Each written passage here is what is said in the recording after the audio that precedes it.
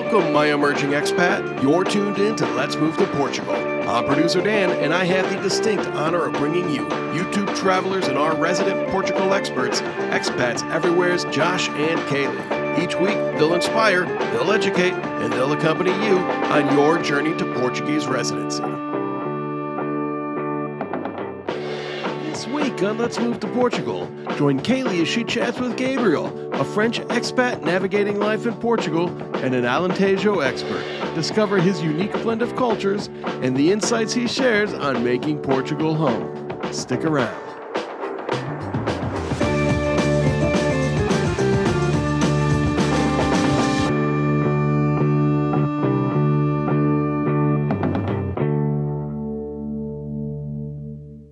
Hey, expats and travelers, welcome back to the Expats Everywhere presents Let's Move to Portugal podcast.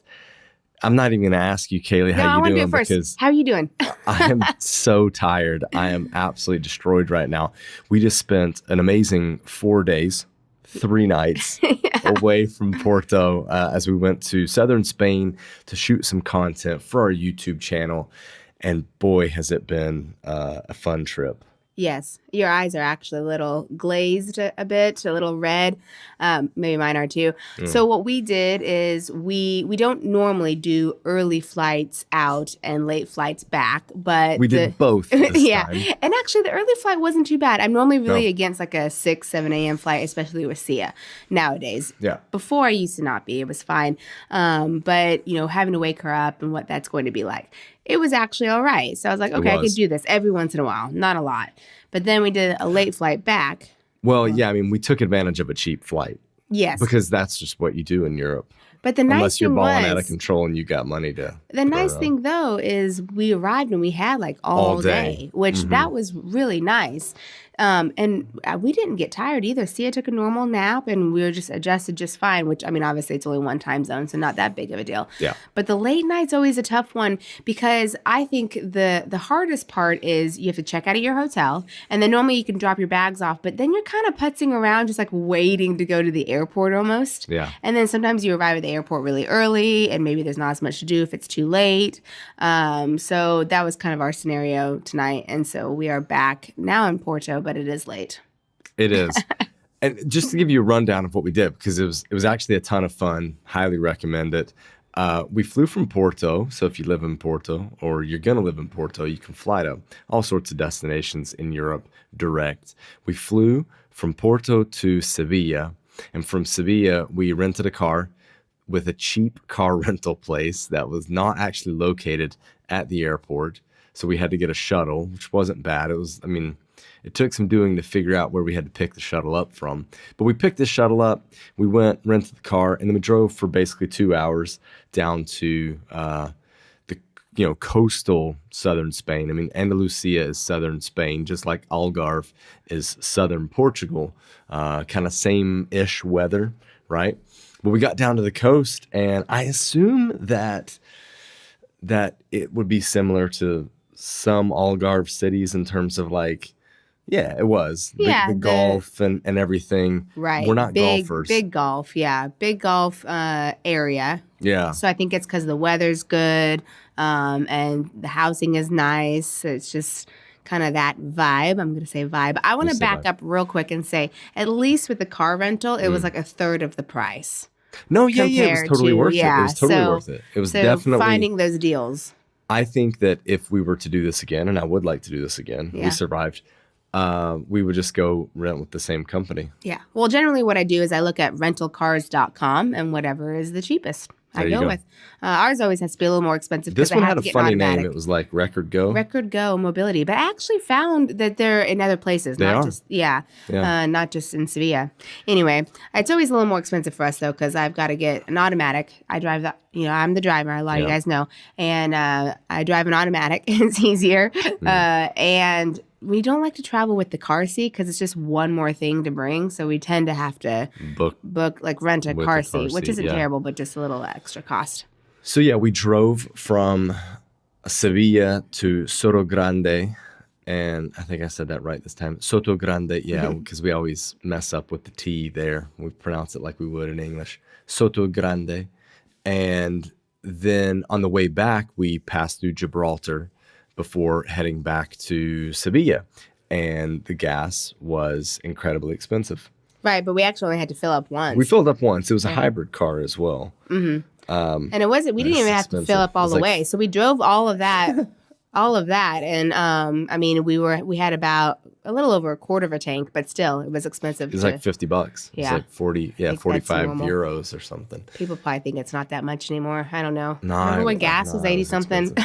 80 cents? 80 cents a gallon? I do, actually. Okay, I know. It was the first time I filled up my tank.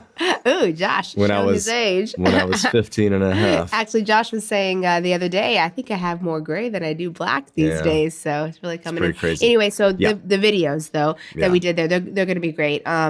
We are getting into Spain a bit more because a lot of you are asking about Spain, comparisons between Portugal, Spain, or Portugal and other countries in Europe. And so we want to diversify a little bit and get some more information out there about other possible countries to move to or just visit. So we've got some good stuff coming your way. Yes. Absolutely. That'll be on the channel, on the YouTube channel. Yeah, will be. Check soon. And we look forward to getting it out to you. But today we've got an episode about kind of southern-ish Portugal. It's not quite the south, Algarve, but it's Alentejo. Alentejo, which is it's quite south of the Tejo. Yes. Okay. But I think what's really nice about this interview is it was shot here. It was shot here, yeah, on the couch, from an expat, French expat, who has a love for Alentejo. Yep. And the cool thing is he knows a lot about it. And we don't, right? It's No. not talked about that much, which I get it. You know, a lot of people don't want to live in maybe somewhere that feels like the middle of nowhere or maybe a little too rural. Yeah. But he has found some interesting finds that are actually really popular, I guess you could say, in Alentejo. So more of the coast, right, on the Atlantic. But there's some really high-end stuff there. And some really, I mean, big, like, you know, people with money, I guess, like maybe past royalty or celebrities and stuff have homes in some of these places, maybe because they're a bit more untouched. Well, and it also seems like there's a market for people that are wanting to disconnect and not be in a city and just get away from all that. Like wealthier people who want to disconnect, then they're kind of moving to some of these little communities in Alentejo. Yes. So I think this is a really interesting one just because we get to learn a bit more of something that we don't talk about much and a lot of people don't talk about. Yeah. So you can get into real estate there, and that's what Gabriel does. He does real estate. So, and he did it himself. That's why he's like, I think I can help others do this. So if you have some interest there, then he would definitely be one to get in touch with. But he talks about kind of a mixture of, you know, being French, but having a Portuguese partner. Yep. So those cultures and what that looks like and why they ended up there, where she's from, and it's not there. So where he fell in love with this area of Portugal. So it's a really interesting chat that he and I had. Absolutely. And I was behind the camera for it and took some photos and such. Yes. Mm-hmm. Yeah. So, I mean, I guess let's go ahead and jump into it because we kind of talked a lot about what's going on with us, but we should definitely jump into learning a bit about Alentejo. Yeah. Let's get into it. Alentejo, here we go. Gabriel, thanks for joining me on the podcast today. You're very welcome. You have a very interesting story. Tell us where you're from and your connection with Portugal. Okay, so my name is Gabriel. I'm from France, from Bordeaux specifically. I spent a lot of time in the UK, where I met my partner. She's Portuguese, and thanks to her, I rediscovered Portugal. So I came with her in Lisbon. And she's from the region of Viseu in the north. And so I had the opportunity to come to Lisbon, to go in the north, to really explore Portugal with someone who is Portuguese, who has a strong, of course, connection with the land, with the culture, with the gastronomy, so for me, it was very a great chance to be able to jump in Portugal, to really understand the cultural intricacies, and understand the landscape and the regional differences, because there are a lot of differences from one region to another. And this is great because that's a difficult thing for a lot of expats, right? If you don't know someone, local, then it's hard to get plugged in. But so you're going to tell our listener a little bit about what that's like, the different locations in Portugal that you're aware of, because Alentejo is a place that you know really well. And our listener, we want to tell them about that. But before that, tell us the different places where you've lived in Portugal and what are the differences between those places? Okay, so I arrived like many people in Lisbon. And Lisbon, especially now, it's a very international place. So if you live in central Lisbon, you will hear many foreigners, many French, many Americans, Brits, and all the expats are based in Lisbon.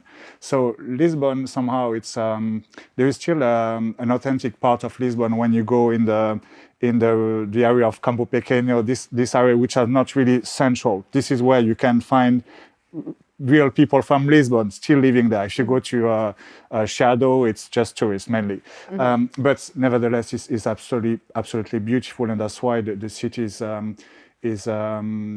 attracting more and more expats, more and more foreigners that are coming in Lisbon. But because of family links, I know the different part of Lisbon where tourists or expats don't necessarily go. So it's very interesting because you see the fact that Lisbon is still an authentic city if you know where to look. So that was Lisbon, and of course in Lisbon the weekend you go to Cascais, you go to Estoril, you have access to all this part of Portuguese history that is kind of glam in a way, because Estoril is it's the birthplace of James Bond, the character. So you've got all this story which is connected to the place, and you can see the heritage when you go along, and it's extremely beautiful, and that's why it's so successful now. So that is Lisbon, and I had the chance, thanks to my partner, to discover the district of Viseu, and the Douro region. The Douro region, I think, it's an outstanding region because it's totally overlooked. When you come out of Viseu, you go to a small place called Penalva de Castelo. There's an outstanding manor house there. It is the first place where you had electricity in Portugal. Okay. So it's a huge manor house. It used to be the family home of the governor of Mato Grosso in Brazil. So a lot of wealth was coming into that place, and the place is also absolutely stunning. And there's no tourists there. You go in the manor house. You're alone. You walk in these corridors. You got all these old paintings that are testimony of the very strong Portuguese past and heritage. So that's in Penalva. In Penalva also you have the Down River, and the Down River you have landscape that are totally stunning. You have very old medieval bridges, and absolutely nobody is coming there, and you really don't have much expats in the area. Okay. I think that area, some people ask me about that. So maybe that area is growing a little bit in interest with expats. I guess so. Viseu, at least. What can you tell us about Viseu? So Viseu, it's one of the oldest cities in Portugal. So you have a beautiful cathedral. That is also all these monuments. They give the perspective on the local history, and you understand what was going on in this place. The old center of Viseu is extremely typical, with beautiful houses, with azulejos on the facades, a lot of small restaurants. And for a long time, the center of Viseu has been, the population was moving out of the center because of modern life. You need a car, you need to drop the kids at school. So living in a street that is 1.5 meters large is difficult to park the car. So people were coming out of the center, which means that for a long, during, I would say for 20 years probably, the houses were abandoned. Okay. But now, thanks to tourism and maybe thanks to some expats, they are buying those properties and they are renovating them, putting them on Airbnb. So it's one instance where Airbnb has a positive impact on the local community, as opposed to somehow Lisbon, sometime where people complain quite a lot about the impact of Airbnb on the community. There, I think it's rather the opposite, because thanks to that demand, there's restoration, there's renovation of the old center. So that's the center of Viseu. And what I think is quite good in Viseu is the fact that if you compare it to other Portuguese cities, it's still quite affordable. Okay. The life there is very affordable. You have lot of equipments like shopping centers, because I think people don't necessarily realize that depending on where you are in Portugal, access to this kind of facilities, is important. Could be hard. Yeah. It could be hard depending if you're too far away from one, right? If you're too far away, like in Alentejo, so we're going to discuss that. This is what you don't have. When you're in Viseu, if you want to go to Zara Home or Massimo Dutti or these kind of places that people like to do their shopping in, it's easy. In Alentejo, it's not the case. Okay. So I think the interest of Viseu is that you have access to a modern lifestyle. You have a beautiful region, and you're not too far from Porto as well, because you can have access to the international airports. Also, for people who want to travel to other parts of Europe, it's quite easy because you have the motorway that goes straight into France. Okay. Well, you cross Spain obviously, yeah. but it's all the way to France, though. Yes, so it's quite convenient. You can go on day trip to Salamanca, which is a beautiful place in Spain as well. And the region, you've got Sierra de Estrella, which is around. So you have access to nature. And I think for people who love nature, who want to kind of reconcile nature and modern life, it can be a good match for them. That's a good one. But you would need a car. Oh, you need a car. Okay. You need a car. And for instance, there's no train from Porto to Viseu. So if you get to the airport, you need either you take the coach at the coach station in Porto, or you hire a car. Okay. Or if you live there, you need a car 100%. For sure.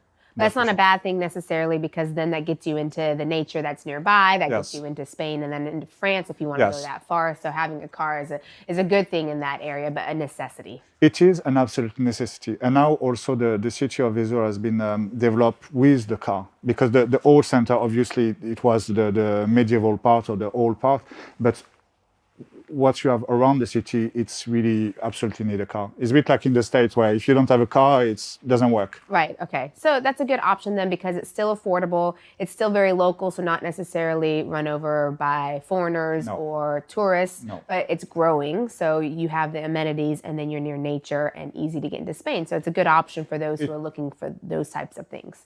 It is a great option in that respect, yeah, definitely. Okay, so very different than Lisbon, but then also you have experience in Alentejo, which I think is a region, an area that a lot of expats don't even consider moving to. They don't think about it.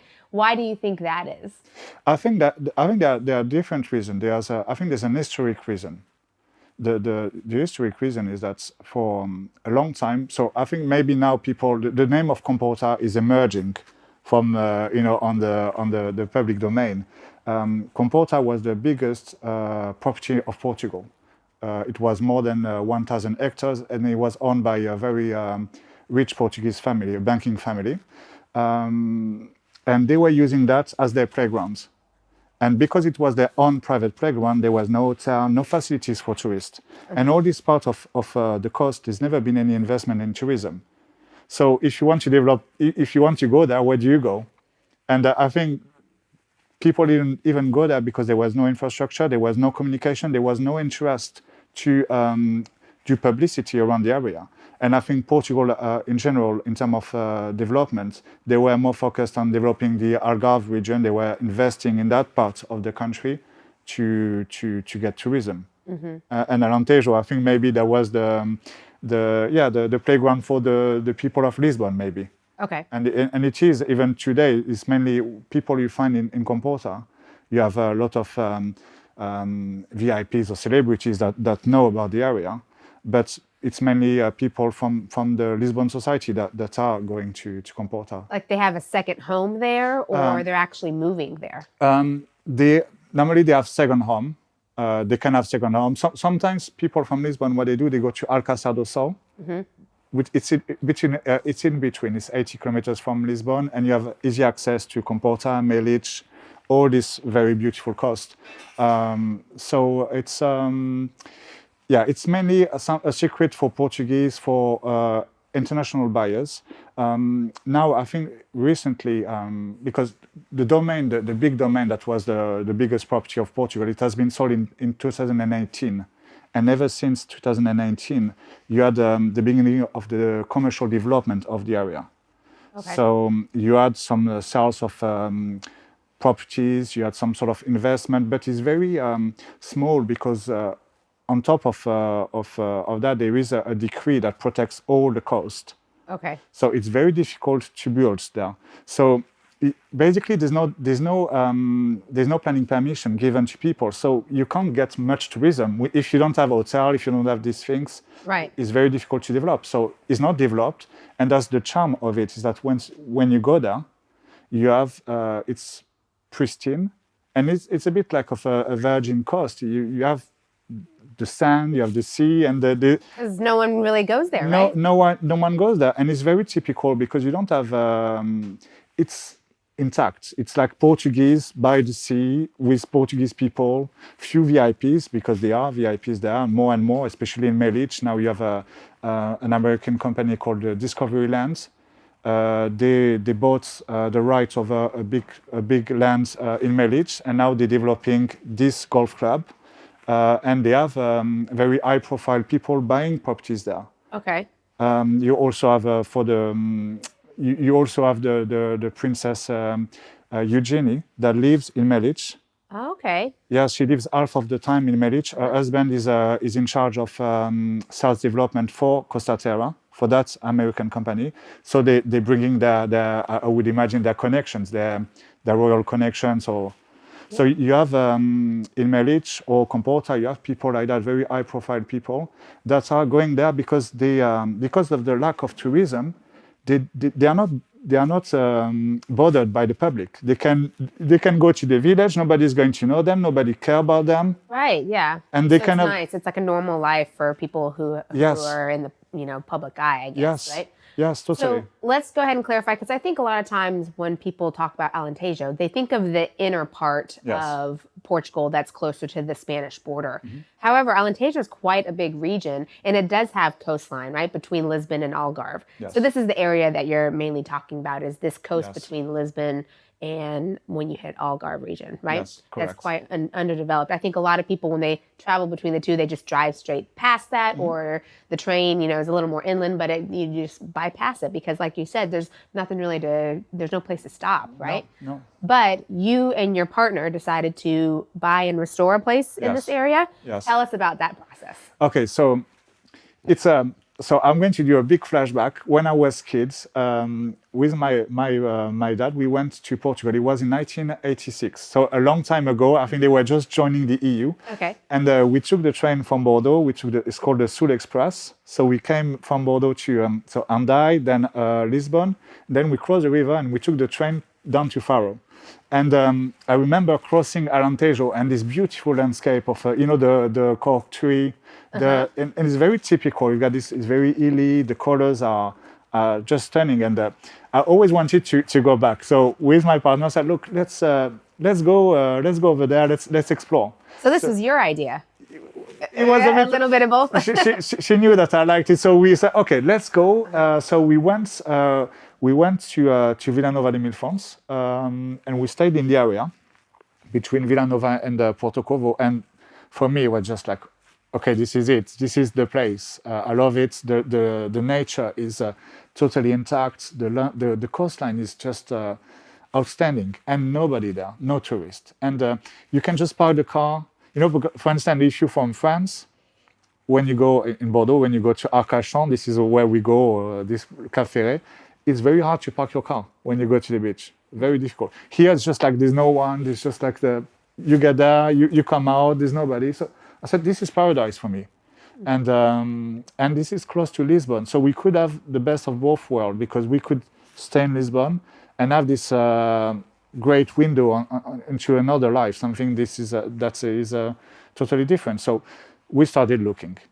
So we started the search in the region of Comporta, Guandola. It's very expensive now, all this area. The prices, especially in the last 2 years, it went, we started all this project long time ago, but in the last 2 years, the prices went up 168% in Comporta. Wow. Okay. So more people are learning about it. Is that why? I think they've been like a huge push with investors. Okay. And the prices went, through the roof. And there are good reasons for that, but it's still extremely expensive. Melic is the same, and the fact that you don't have offer is the law of supply and demand. And the fact that people see that there are more and more VIPs and it's kind of lifestyle destination for people who know about it, so they want to be associated with that maybe somehow. Right. And it puts a lot of pressure on prices. So we looked Comporta, Alcácer, then Melic area. And then we looked into Santiago de Casem, which is actually 20 kilometers away from Melic, so very close to all the attraction. But in terms of pricing, it was a total different story. Okay. So my partner, she's very. So we saw this ads, and I don't know which website it was, and the picture were terrible. Okay. They were like, it was mystery pictures. And because she has an eye for detail, she could say, oh yeah, this kind of floor, this is for the house must be nice, because otherwise they wouldn't put that kind of details. So with a little detail, she managed to, in fact, to uncover something that was a little gem. We had a huge roof terrace. Wow. We have actually 4 terraces. And none of this was in the ads. Okay. So garden, none of this was in the ads. Like it was just like a picture was like a place with shutters. It was. That's so typical for, I think, realtors or people will just put like on Idealista. Yeah. You look at the pictures and they just are terrible pictures. That's, and it's like you're trying to sell this place. But that's great. Your partner could see something so important. So we went there, and so we were impressed. And he was like, okay, let's go for it. And so we bought the house, and then it was the beginning of another chapter to the story. Okay. It was renovation. Okay, so the house needed to be renovated for sure. So the house needed to be totally renovated. Okay. There was still electricity, but it was an installation probably from the 60s, or like everything was from the 60s. Okay. The house, I think, was dating from the 40s, 50s, something like that. But yeah, everything needed to be completely restored. Part of my approach as well is try to maintain whatever you can protect inside the house. For instance, the tiles, because like Portuguese tiles, they are very special. But sometimes you need to take difficult decisions in terms of renovation. But we were not there yet, because first we had to find contractors. How was that in this region? It was a nightmare. A nightmare. It was a nightmare. Okay. Because people. So first of all, Alentejo, the density is very, very low. And finding contractors was a real headache.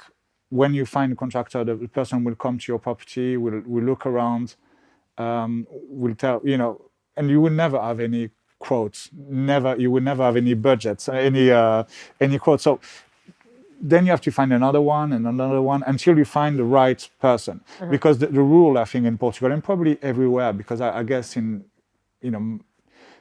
the way it works, that if people are available tomorrow, that means they're not that good. Okay, good advice. So if people are busy, I think what we learned from this experience is that you need to be realistic. You need to learn how to manage your own expectation, understand that there is, the reason why the region is beautiful is because there is this wild element to it. Okay.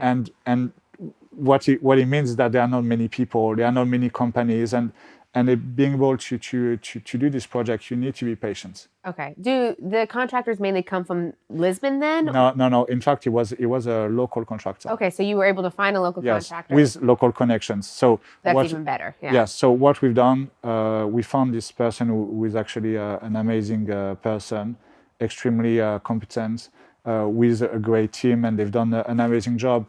It took them some time because they are overbooked, obviously.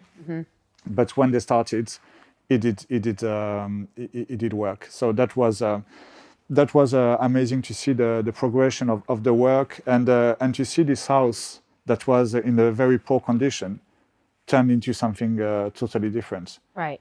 How long did it take?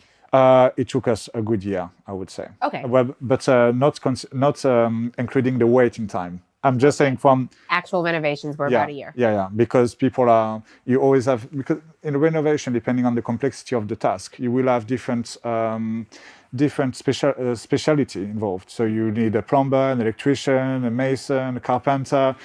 So all these people have their own schedule. Right. Is where, in fact, you find a contractor that covers all the things. So it's all about working on a project. And my advice to people who engage in renovation, from the start, they should consider hiring an architect. Okay. From the get-go, because the architect will be able to anticipate the evolution of the project, the complexity of the project, also all the legality involved in renovation, because people assume that if you are knocking down things inside the house, it doesn't matter to the council, but it does matter to the local authority, because you have a floor plan, and if you change the structure of the house, you need to change the floor plan as well. Right. And you need to report back to the authorities. Otherwise, you will have a discrepancy between the reality of the house and the administrative reality of the house. And this would be a big problem if you want to sell the house. Okay, yes. And are they very strict in this region? Well, it's not, I think that it's not really the fact that there is a regulation. So how they implement the regulation is up to them, but you have to comply. Right. Now, how they enforce it. So you don't want to be there. Right. So you don't want to test that. So it's best to, and that's why working with an architect from the get-go will help to structure the plan from a structural or operational point of view and legal point of view as well. Okay. So this is important. And I think earlier, I think it was off camera, you were talking about how there's no new builds in this area. It has to be renovation, right? It's not, well, by and large, I would say getting new builds permission is extremely difficult. Okay. So you can have a new build permission in some, for instance, in Portugal, within the city limits, you can do things. Okay. But it is within city limits. When you come out of Portugal, it's very difficult to get anything done, because you are in the national park of the Vicentina coast. Right. And this is one of the most protected stretch of coast in Europe. Okay. In terms of ocean coast.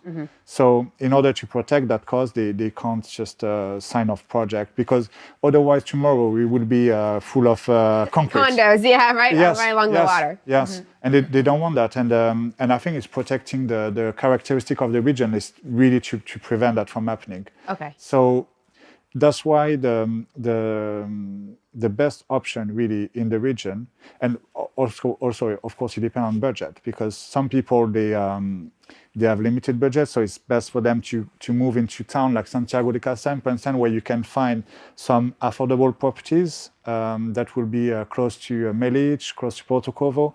But if you want to have your villa or your mont, because they call that mont in Alentejo, this kind of rectangular structure. If you want to have your house in one of these beautiful hills with overlooking the ocean, because you can find these things, the budget will be significant. But if you compare that budget to the price in Melilla or even to the price in Comporta, it's day and night. So today you still have option south of Santiago de Cazem to find this kind of properties where you can have this lifestyle where you are immersed in nature, close to the sea. And when I say close to the sea, everywhere in that stretch of land, let's say between Grandola, Santiago, and Cercal, between this line and the coastline, you drive your car to go to the sea and you see 2 or 3 cars, or one tractor, one donkey. Yeah. A donkey, okay. There is a corner where there are 2 donkeys. They're beautiful there, and you can see them. It's like you have no one. And that's the beauty of it. So it's possible to buy this kind of properties and renovate them and have this amazing lifestyle. But yeah, it's new builds, not really in that area, the area. Now, to give our listener a perspective, driving from your home there into Lisbon, how long does that drive take? 1 hour and a half. Okay, an hour and a half. Yes. Okay. It's fairly easy because in fact we have the motorway that connects Algarve to Lisbon. It's about half an hour inland from the coast. Okay. So you have when you leave Lisbon, you go by Alcácer do Sol. Okay. Then Grandola, and then you go to the south. So all these, those are the connection into the motorway. So it's fairly easy to get into Lisbon. It takes some time, but very easy, very easy drive. And they are what's appealing as well. They are beautiful drives. So if you like driving, if you like this kind of landscape, they are it's really really pleasant. So I really like it personally. But of course, you need a car in this area as well. You definitely if you don't have a car. So if in Viso you definitely need a car over there, it's absolutely mandatory. There is so in terms of public transport from Lisbon, there is the train line that stops in Grandola. Okay. And there are a few stops down with the rail. So that's one option. But then what do you do once you get there? Yeah. So you didn't need a car. There is a coach station in Santiago de Castell. But again, same story. So you need a car. Right. Absolutely need a car. You can get there, but then you can't go anywhere once you're there. Yes. Right. And also I would say, and that's an important thing because I think it's important for people to really understand the region and the implication of choosing that region, the negatives, because talking about the beautiful landscape and the amazing sea, that's true and that's beautiful. But imagine if you have teenagers. It's like it's too isolated for them probably, and schools and everything. Schools, they want, unless you want to get them into Portuguese school, they won't be in a school. It's very difficult for kids. Okay. So there are villages, they can make friends there, but it's not, I would say it's not really fair on teenagers or on children, unless you have very, very small children that they can grow up in Portugal, get to a school, get to that, It's what the only thing they ever know. Yeah. So if they're little, then it's okay. But the older ones, to take them there would be very shocking. Unfair. Yeah. Very unfair. Very unfair on teenagers. Okay. Yeah. Any other things that would be negative for those who kind of are thinking, oh, that sounds really beautiful and nice, but maybe beware of okay, so other negatives. We were talking about Viso and the shopping center and access to all this modern life, access to I would say to consumerism in a way. Okay. In Alentejo, it's very difficult, very challenging. From all the area, the only place where you have shops is Setúbal. Setúbal is far. Setúbal is almost Lisbon. Okay. So in all the region, if I take Alcácer do Sol, Grandola, Santiago, Sines, they are the main cities on the coast. You would get grocery shop, you get Intermarché. So maybe for people are not familiar with Portugal, won't know, but it's like the supermarkets. You'll have supermarkets. You'll have Continent, Aldi, you'll have Lidl, these kind of things. But you won't have any, if you want to buy some fancy clothes or whatever. A shopping mall or that stuff is not out there. There's none. So that's very difficult because I think to live a modern life like international people like to live it, they will feel that's missing. Okay. But the fact that it's missing is also contributing. It's like always, it's a trade-off, if you like. Because the absence of these things makes it beautiful because you don't have you don't have all the people. It's not spoiled. Right. Because once you start having shopping center, then it's development, and then you get urbanism, and then it's not what it is. It's not authentic anymore. Yeah. And the fact is that if you go to France, if you go to Belgium, Germany, Italy, UK, the States, you always look the same. There's always the same shop. Right. It's kind of the small planet. There, no, because you go to if you go to Santiago de Castell, you have the old market, you have people there are shops, it's hard to understand how they work, but they do work. It's like going back in time. They still have kept that. It is going back in time. And also the fact that it's going back in time, there's a lot of things in Santiago, mainly that needs renovation as well. In fact, they need to reconnect to some sort of modernity, but without losing their soul. Okay. Yeah, that makes sense. But it's true that for international people, this is going to be, absence of shopping facility is going to be a problem. I see that in my village, you've got everything, but it's local shops. Right. So do you have internet? Yes, internet, yeah, no problem. So I have a very fast internet, so it's very easy to work in that area. So that's very convenient. But yeah, you've got everything, but this is missing. The good thing we have in most places we have chemists, so pharmacy, chemists, yes. doctors. So you have these kind of things because the local community is very focused on delivering public service. So that's an interesting aspect. Okay. That is, for instance, if you live in the UK or other European country, we don't really have anymore, is this sense of focus on public service. Okay. So that's a big thing they have in the region. So in villages, you have doctors attending a few days a week. So it makes it possible for people to live there because they have an aging population and they are keen on attracting younger people. Okay.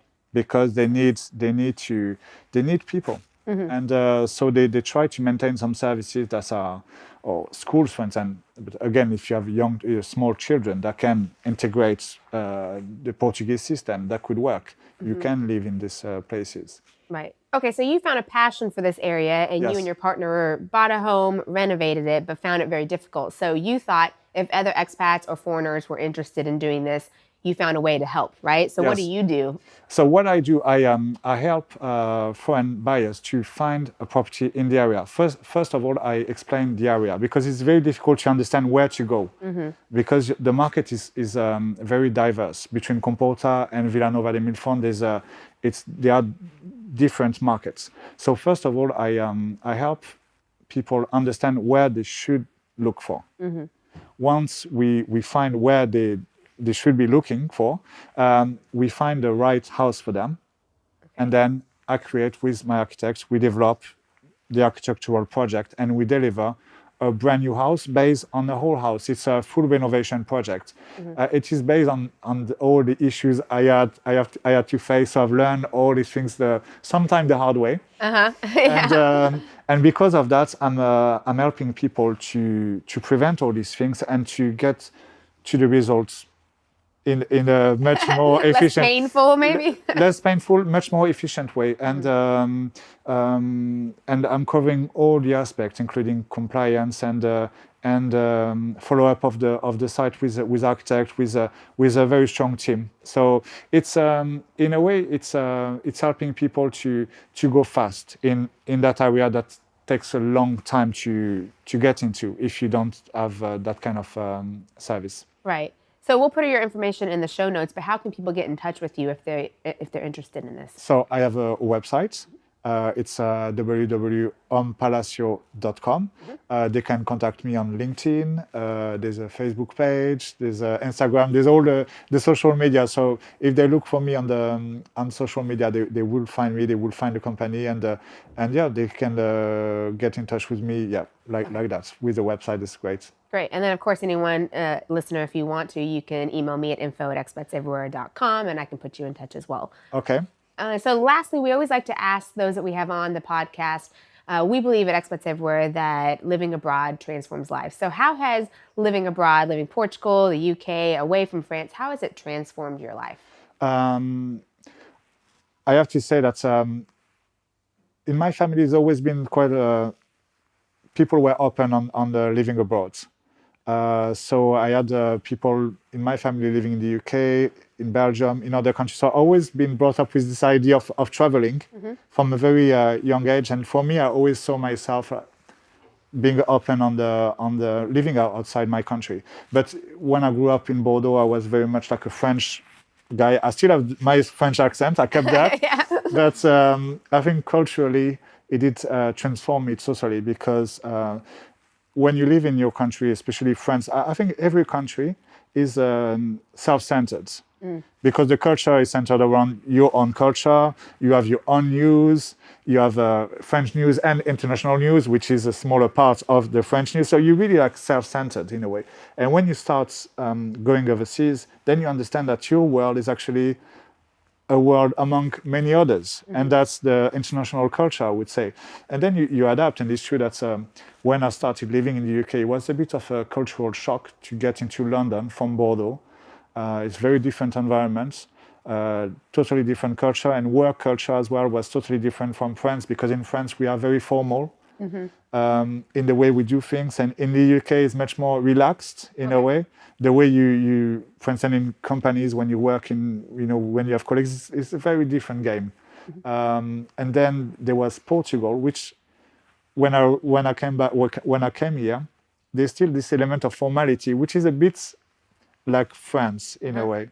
So it's interesting to see all this culture, and I think it makes you evolve quite a lot. It opens your mind on the world, and I really cherish that experience, and I'm glad that I decided to move out of my country and to experience other things. And I think what's interesting is when I speak to my friends who stayed in Bordeaux, that friends from school, and the way our point of view on some aspect did change quite a lot. Okay, interesting. Because of the cultural thing, because of the local culture.